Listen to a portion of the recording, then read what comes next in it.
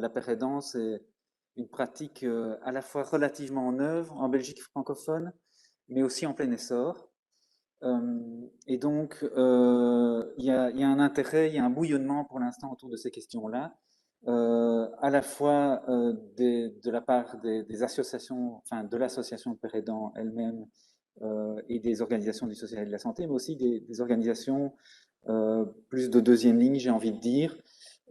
Et donc, je vais vous présenter un peu le travail qu'on mène avec en route autour du projet PAT pour Peer and Team Support, un projet qui a été mis en place grâce à un soutien financier de la COCOM depuis une bonne année maintenant. C'est un projet qui a vu le jour dans une succession et dans une histoire aussi que je vais vous retracer brièvement. On peut placer les prémices de ce projet à travers l'organisation par le Forum Bruxelles contre les inégalités d'une journée consacrée à la paire aidance en 2018, qui s'adressait justement à l'ensemble du secteur du social et de la santé à Bruxelles pour présenter cette nouvelle fonction et ce qu'elle pouvait apporter dans les équipes.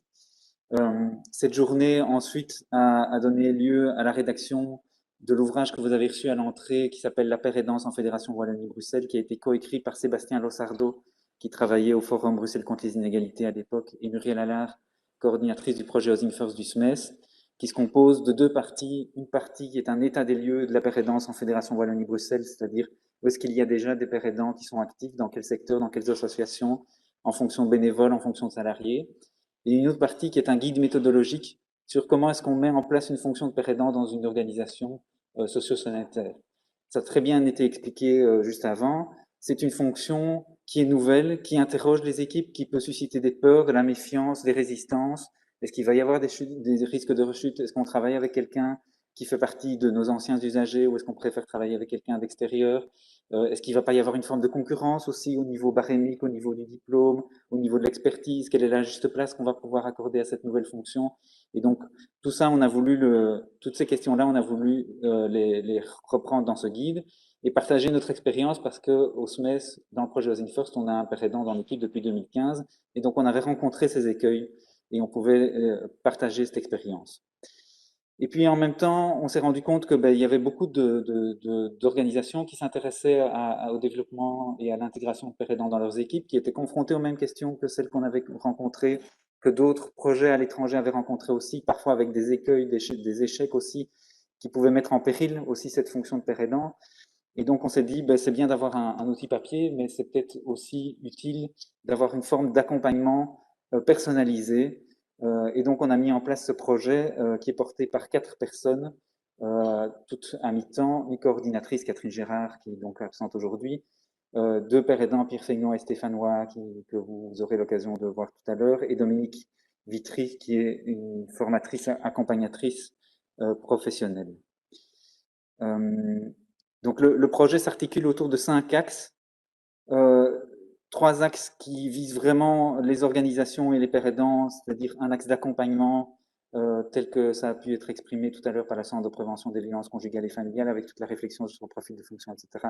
Je le détaillerai dans un instant. Un axe de formation qui vous sera présenté par Dominique et un axe d'intervision qui est un dispositif d'échange de pratiques, de discussion aussi sur la réalité des pères aidants qui sont en fonction et qui vous sera présenté par Pierre Feignois tout à l'heure. À côté de ça, 2 axes, j'ai envie de dire, plus institutionnels, un axe de plaidoyer, c'est ce qu'on fait ici aujourd'hui. C'est effectivement sensibiliser le grand public, mais aussi les pouvoirs publics sur la fonction de père aidant, sur les enjeux aussi autour de cette fonction. Ça vient d'être dit, il n'y a pour l'instant pas de cadre légal, ou très très peu. Il n'y a pas de cadre dans les commissions paritaires, donc ça pose beaucoup de questions aux organisations quand elles veulent mettre en place une fonction telle que celle-là au sein de leur équipe. Quel barème, quel diplôme, quelle expérience on réclame, quel financement on peut mobiliser aussi pour pouvoir créer cette fonction. Et donc, il y a tout un travail à faire à ce niveau-là, qui fera l'objet d'ailleurs d'un volet de recommandations que nous vous présenterons tout à l'heure. Et enfin, le dernier axe du projet, c'est un travail de mise en réseau. Donc, on a mis en place un comité d'accompagnement du projet qui est composé du SMES d'En Route et du forum qui ont conçu le projet à la base. On a sollicité aussi l'Université de Mons, qui, comme cela a été dit, est la seule organisation qui propose une formation pour les pères aidants en Belgique francophone à l'heure actuelle. Et puis les fédérations du social et de la santé, la Fédération des services sociaux, la Fédito bruxelloise, la Fédération BICO, l'AMA pour le secteur sans-abri et la Ligue bruxelloise pour la santé mentale, avec l'idée de faire interface entre les organisations et le projet, de pouvoir identifier les leviers, les freins par rapport à l'instauration et à l'implémentation de cette fonction de père aidant dans les organisations. C'est un comité qui se réunit 3 à 4 fois par an et qui permet justement vraiment de diffuser aussi cette philosophie du rétablissement et cette pratique de père aidance. Alors sur l'accompagnement des institutions, l'équipe accompagne aujourd'hui 9 organisations. Transit, la masse de Bruxelles et le réseau hépatite C et d'une dans le secteur toxicomanie, infirmier de rue et Diogène pour le secteur sans-abri, le centre de santé mentale Antonin Artaud.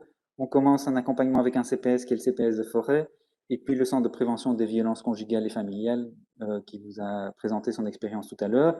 L'idée, c'est que la réalité des institutions est très très différente. Il y a des gens qui travaillent en hébergement, en ambulatoire, en travail mobile, à l'extérieur. Il y a des équipes qui sont globalement très favorables à l'idée d'intégrer un père aidant. Il y en a où il y a des résistances. Il y a des grandes organisations, des petites organisations. Il y a des organisations qui sont déjà très très au fait de la philosophie du rétablissement, qui travaillent déjà dans le cadre de cette philosophie, qui mettent en place des pratiques qui s'inscrivent dans la philosophie du rétablissement, et d'autres qui n'en sont qu'au balbutiement, qui connaissent ou qui ne connaissent pas la père aidance. Et donc il y a toute une phase de diagnostic. L'accompagnement commence par un questionnaire, un état des lieux, justement de l'organisation, quelle est la demande, qu'est-ce qu'on peut offrir comme accompagnement, et tout l'accompagnement se construit sur cette base de diagnostic. On propose des immersions, donc Pierre et Stéphane qui sont des pères aidants vont dans les équipes, ce qui permet déjà d'être en contact pour les professionnels avec cette fonction de père aidant, de voir ce qu'elle peut apporter, d'identifier justement ce qui a très bien été dit depuis tout à l'heure, c'est-à-dire cette complémentarité entre le savoir expérientiel et le savoir plus froid, plus thérapeutique, plus issu d'un savoir académique. On propose des groupes de travail qui permettent justement de réfléchir collectivement avec les équipes sur la description de fonctions. On peut proposer une offre d'emploi type, un canevas d'entretien d'embauche. On propose un accompagnement avant, pendant l'arrivée du père aidant aussi. L'idée, c'est que on ne lâche pas les organisations dans la nature et le père aidant non plus, en se disant maintenant on a fait notre part du boulot et maintenant débrouillez-vous. Et puis après, à travers notamment le volet d'intervision dont on vous parlera tout à l'heure.